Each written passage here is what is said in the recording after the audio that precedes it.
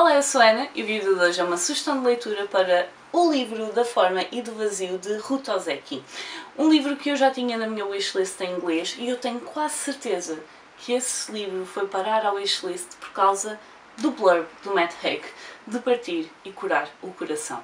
E portanto, eu sabia que era um livro sobre luto e na realidade isso foi o que bastou para ir parar à wishlist. Ter um blurb do Matt Haig e ser sobre o luto foi uma entrada automática. E portanto, quando eu vi que este livro ia ser traduzido, eu fiquei tão contente. A história deste livro começa quando Kenny Ho morre muito próximo de casa, num acidente até bastante parvo, tudo porque não estava sóbrio. O Kenny era clarinetista num grupo de jazz e portanto tinha saído de casa para ir a uma atuação e depois voltou para casa e acabou por nunca regressar. E portanto o nosso livro é contado aqui da perspectiva do Benny, que é o filho, e Annabelle, que era a sua mulher, e nós vamos ver como a morte deste homem vai acabar por lançar Benny e Annabelle numa espiral descendente a nível de saúde mental. Vamos vendo de que forma a sua vida vai acabar por ser afetada pela ausência deste homem, a forma como ele estava presente no dia-a-dia e acaba por deixar aqui um buraco muito grande nestas duas vidas. Mais do que um livro sobre o luto, porque o luto em si não está explorado de forma direta, não no sentido de o sofrimento da perda desta pessoa faz com que eu me sinta desta forma, é uma exploração muito maior da forma como a nossa saúde mental nos leva por caminhos que nós muitas vezes nem sequer nos apercebemos. E portanto é um livro muito sobre saúde mental. Annabelle vai começar a criar aqui alguns distúrbios a nível de hoarding, portanto de acumulação, uma coisa que ela faz quase sem se aperceber porque está relacionado com o seu trabalho. Ao longo do livro vamos percebendo de que forma isso acaba por ser uma forma de lidar e uma projeção da dor que ela sente relativamente à perda do marido. Enquanto isso, Benny, no dia do funeral, vai passar a conseguir ouvir objetos. E, portanto, os objetos falam simplesmente. Não significa que estejam a falar com ele, diretamente com ele, simplesmente é como se cada objeto tivesse uma vida própria, algo que faz com que eles se manifestem e que estejam constantemente a falar. E acaba por criar um burburinho muito grande na cabeça do Benny e ele não consegue propriamente lidar com o assunto. À medida que nós vamos avançando no livro, vai sendo cada vez mais difícil compreender de que forma as coisas estão efetivamente a acontecer ou estão a acontecer apenas na cabeça do Benny. Na realidade é algo que nunca fica extremamente explícito, porque nós assumimos que será uma coisa, mas depois talvez seja outra. E além disso nós temos aqui um narrador que não estando ausente, está ausente, mas presente ao mesmo tempo. Portanto, tecnicamente, o narrador deste livro é o próprio livro. É um dos objetos que fala com o Benny e que se vai começar a manifestar muito antes até do Benny se aperceber de que objeto é que está a falar com ele e o porquê. Portanto, nós temos aqui o livro a narrar a vida do Benny e da Annabelle, é ele que nos vai dar aqui muitos dos detalhes sobre a vida dos dois, seja pré-acidente ou pós-acidente.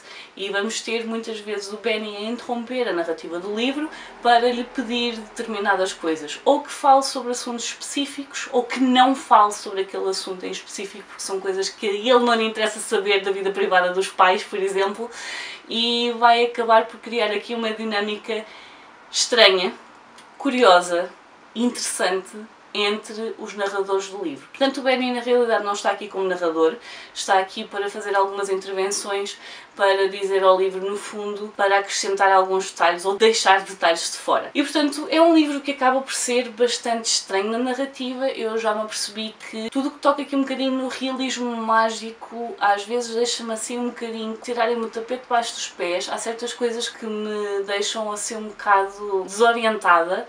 Gosto muito de fantasia, gosto muito de realidade, as duas coisas às vezes não se conseguem misturar bem para mim e no fundo às vezes houve aqui alguns objetos, algumas situações com objetos em que eu estava a tentar perceber, ok, mas isto é realidade ou é ficção, e depois está escrito de maneira em que pode ser na realidade as duas coisas. Fala muito sobre então distúrbios mentais, sobre saúde mental, sobre o facto de muitas vezes nós estarmos a tentar explicar às pessoas que é suposto ouvirem-nos aquilo que nós efetivamente estamos a sentir e a ver e a percepcionar, e as pessoas que nos deviam estar a ajudar não nos estão a dar essa ajuda. E é extremamente frustrante estar a tentar falar com um psicólogo, com um psiquiatra, e eles estarem a tirar ilações sem nos estarem efetivamente a ouvir.